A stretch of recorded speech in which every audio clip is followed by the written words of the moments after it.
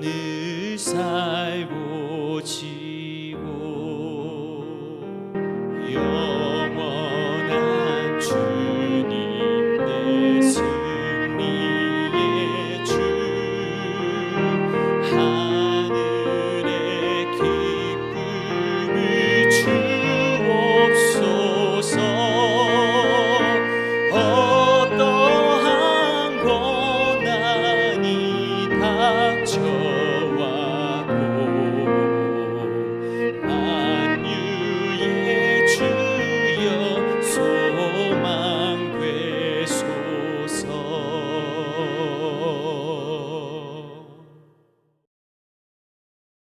할렐루야. 오늘 함께 나눌 하나님의 말씀은 아가서 8장 7절 말씀입니다. 함께 읽겠습니다. 많은 물도 이 사랑을 끄지 못하겠고 홍수라도 삼키지 못하나니 사람이 그의 온 가산을 다 주고 사랑과 바꾸려 할지라도 오히려 멸시를 받으리라. 아멘. 오늘 본문의 말씀은 하나님은 우리를 끝까지 사랑하시는 분이심을 보여주는 말씀입니다.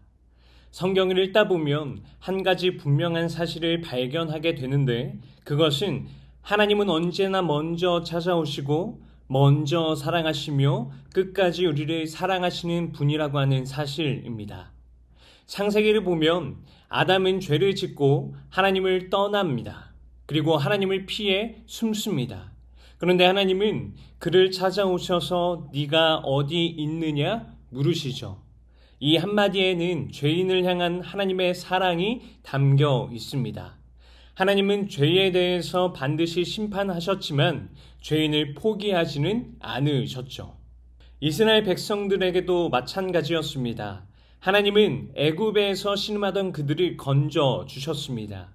홍해를 가르셔서 메마른 땅 위를 걷게 하셨고 광야에서는 만나를 내려 먹이셨으며 낮에는 구름 기둥으로 밤에는 불 기둥으로 지키시며 그들을 한순간도 떠나지 않으셨습니다.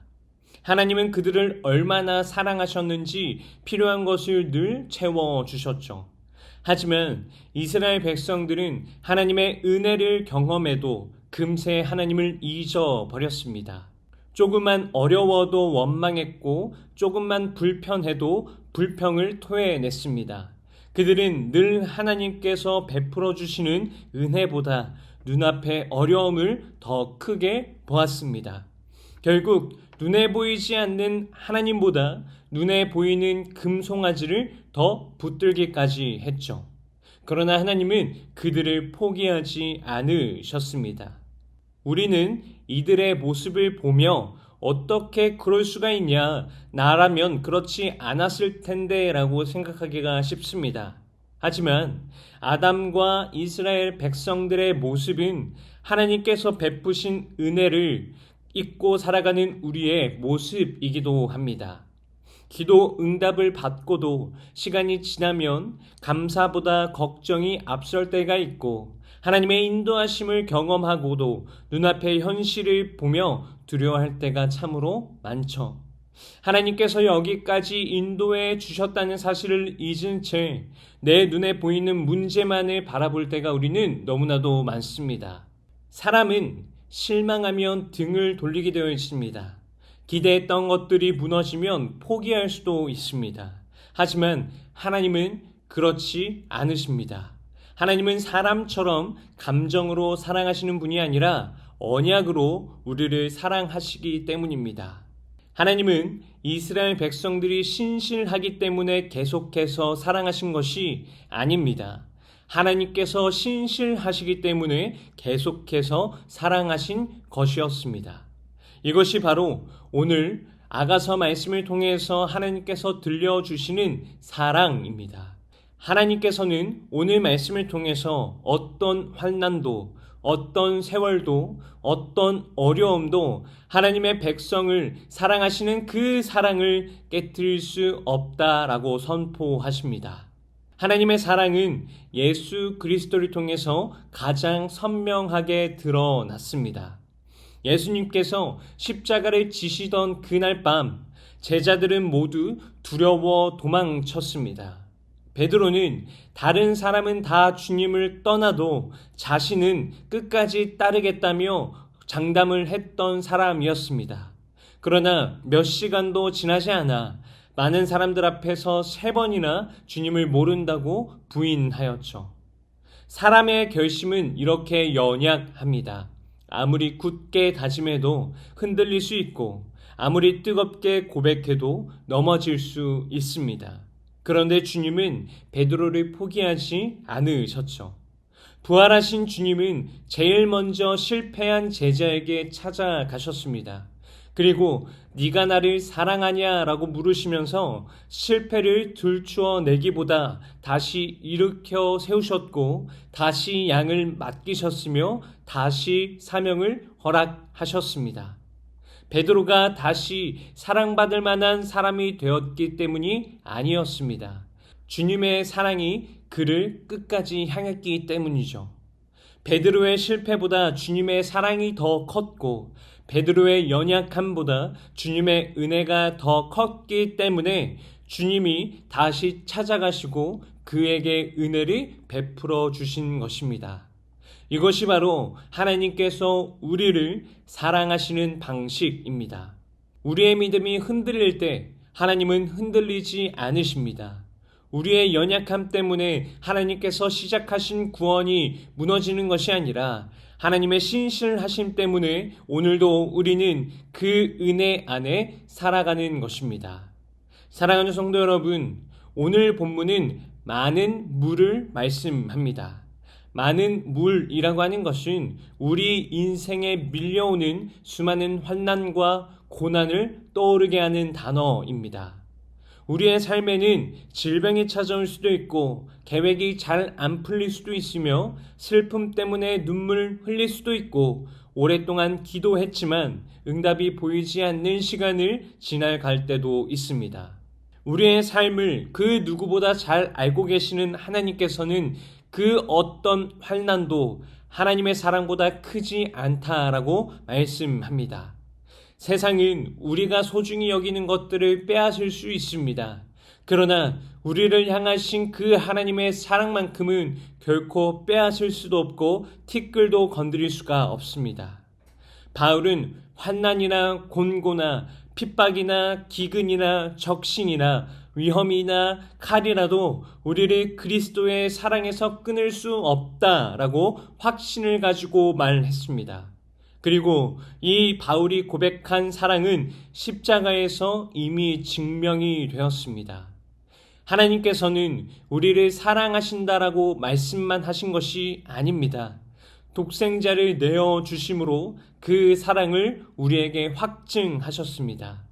아들을 아끼지 아니하고 우리를 위하여 내어주신 그 하나님께서 우리에게 무엇을 아끼시겠습니까?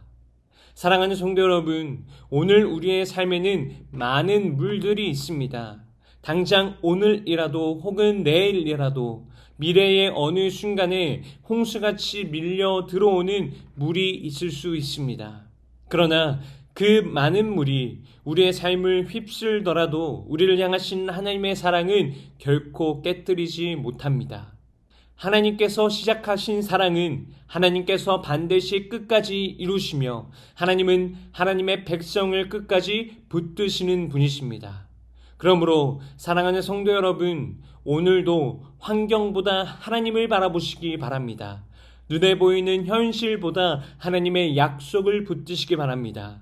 끝까지 사랑하시는 하나님께 여러분의 삶을 맡기시기 바랍니다. 하나님께서는 오늘도 붙드시고 내일도 붙드시며 마침내 주님 앞에 서는 그날까지 우리를 절대 놓지 않으시는 분이십니다. 하나님은 오늘 우리에게 많은 물도 이 사랑을 끊지 못하겠고 홍수라도 삼키지 못한다라고 말씀하십니다. 이 사랑은 오늘 우리를 살아가게 하는 사랑이며 내일을 살아가게 하는 소망이고 영원한 하나님의 나라에 이를 때까지 우리를 붙드는 변함없는 하나님의 사랑인 줄 믿으시기 바랍니다. 바라기는 이 사랑을 꼭 붙잡고 흔들림 없는 삶을 살아가는 저와 여러분이 되기를 주님의 이름으로 축원드립니다. 기도하겠습니다. 사랑의 하나님, 말씀을 통해 우리를 향하신 변함없는 사랑을 깨닫게 하시니 감사합니다. 오늘 말씀처럼 많은 물이 밀려오고 홍수 같은 환난이 우리의 삶을 덮칠지라도 그 어떤 것도 우리를 향한 하나님의 사랑을 끊을 수 없음을 믿음으로 고백합니다. 환경보다 하나님의 약속을 바라보게 하시고 눈에 보이는 현실보다 십자가에서 이미 확증하신 주님의 사랑을 더욱 신뢰하게 하여 주옵소서. 우리의 믿음은 흔들릴 수 있지만 하나님은 결코 흔들리지 않으심을 기억하게 하시고 우리의 손이 주님을 붙드는 것보다 주님의 능하신 손이 우리를 붙들고 계심을 날마다 의지하게 하여 주옵소서. 우리를 끝까지 사랑하시는 하나님의 사랑을 붙드는 교회 공동체가 되게 하시고 각 가정에 하나님의 사랑이 흘러 넘치게 하시며 우리의 삶을 통하여 세상이 하나님의 신실하심을 보게 하여 주옵소서. 오늘도 우리를 붙드시고 내일도 붙드시며 영원한 하나님 나라에 이를 때까지 결코 놓지 않으시는 하나님의 사랑을 의지하며 살아가게 하여 주옵소서. 이 모든 것 살아계신 예수님의 이름으로 기도드립니다. 아멘. 오늘 함께 기도할 도구기도 제목은 삶이 증거가 되는 교회가 되기 위하여입니다.